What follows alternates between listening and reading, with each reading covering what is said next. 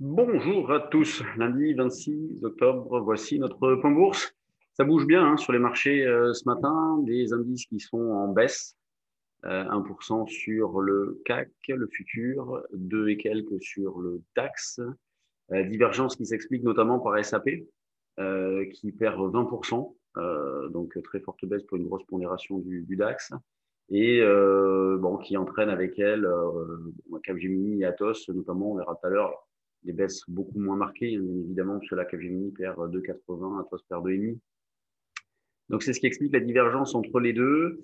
Donc, je disais, hein, des indices qui bougent bien. Ce matin, bon, bah, ouverture en repli sur 4860 à 8 heures. Derrière, on est rapidement allé chercher à 4823, qui était le niveau qu'on proposait à l'achat ce matin. Donc, on a pu, j'ai déjà acheté ce matin. Alors, même la fourchette de prix qu'on proposait ce matin à 8 heures à nos abonnés de la salle des marchés, c'était 4863, 4823, 4863 pour vendre, 4823 pour acheter. Au plus haut, on a fait 64,5. Au plus bas, on a fait 23. On a fait les extrêmes de la matinée déjà, de ce début de séance. Donc, début de séance parfait. L'achat à 23, moi je l'ai sorti à 53. Donc, déjà plus de 30 points au compteur par contrat, avec possibilité de vendre à 870. C'est ce qu'on peut monter en temps réel là, dans la salle des marchés. Donc, on a un marché qui ne s'inscrit toujours pas dans un directionnel. On a toujours cette alternance hausse-baisse au gré, au gré de l'espoir, au gré des craintes. Bon, ben là, c'est toujours le même contexte de fond, avec une Europe qui se referme, la pression sanitaire qui est de plus en plus forte, des confinements, des couvre-feux. Donc, tout ça n'incite pas non plus à l'euphorie, c'est le moins qu'on puisse dire. Donc, des marchés qui tourneront la plupart du temps avec de la volatilité. Voyez, on est sur le même niveau que vendredi, à peu près à la même heure. Vendredi à 9h37, on était un petit cran en dessous, un petit cran au-dessus à 9h37. Mais on est entre les mêmes limites. Hein, de toute façon, depuis début du mois de juin, on est entre les mêmes niveaux sur le CAC, 4007 à 5100. Et à court terme, on tourne en rond aussi. Hein, et ça fait depuis septembre, on tourne autour de 4000, 4850, 4900, un cran dessus, un cran en dessous. Pas de relais à la hausse, on l'a vu la semaine dernière, une nouvelle fois. Pas de relais à la baisse, on l'a vu en fin de semaine, la semaine dernière, le 22 notamment, quand on est allé chercher les 4780. Et donc nous, dans cette phase-là, on travaille les deux sens, on fait preuve de dynamisme, on tente des choses, ça marche bien. Vous voyez, par exemple, les écarts déjà réalisés ce matin. On peut revendre par exemple en double top à 870, racheter en bas dans la zone 825-35. Sur les options, des choses à mettre en place. Pendant le stage, on a proposé quelques stratégies, même certaines en vue des élections américaines, pour ceux qui voudraient les jouer, puisque ça va arriver très vite. Une volatilité implicite qui a combien ce matin? J'ai pas encore regardé. Si je prends du 4850, ouais, pas trop de, ouais, pas trop de. Moi, j'ai un petit problème, j'ai l'impression, là, sur mon logiciel, mais je pense qu'on est autour de 20, 25 de volatilité. Elle n'a pas dû beaucoup bouger. Le DAX, lui, comme je disais tout à l'heure, hein, qui sous-performe grandement, qui a fait un nouveau plus bas, alors que le CAC s'est arrêté sur son niveau de jeudi 16h30. Donc, on a pris ça comme repère pour acheter. Le DAX, lui, est passé sous son niveau même de jeudi 9h. Et comme si nous, on était passé sous les 4780. Bon, derrière, on a eu un rebond éventuellement pour sortir des achats plus ou moins bien réalisés. On a eu un pullback parfait, puisqu'on a une zone de support, on va dire, autour de 350-70. Donc, le DAX est passé en dessous, rebond, pullback, possibilité de sortir pour éventuellement recommencer vers 250 ou le faire plutôt sur un signal technique pour augmenter les probabilités de réussite. L'eurodoll, lui, bon, est reparti un petit peu hein, la semaine dernière. Donc, toujours cette alternance hausse-baisse. Donc, vous voyez, notamment mardi, hein, on est passé, on a gagné une centaine de pips. L'eurodoll a gagné une centaine de pips. Alors, on revient un petit peu en arrière, c'est pas bien méchant. On a une zone d'achat qui va se situer autour de 1,18 pour ce début de séance. On a une grosse zone support, hein, 1,17, 80, 1,18. Donc, achat possible dans cette zone-là pour viser, toujours pareil, hein, 1,18, 35, 40, résistance la plus proche, 1,18, 65, 70, jusqu'à pourquoi pas 1,18, 80. Le fait qu'on évolue tout le temps entre les mêmes limites, eh bien, il y a plein de petits niveaux qui sont marqués. Il faut juste en choisir en fonction de votre ressenti, de votre perception des choses. Du côté des actions,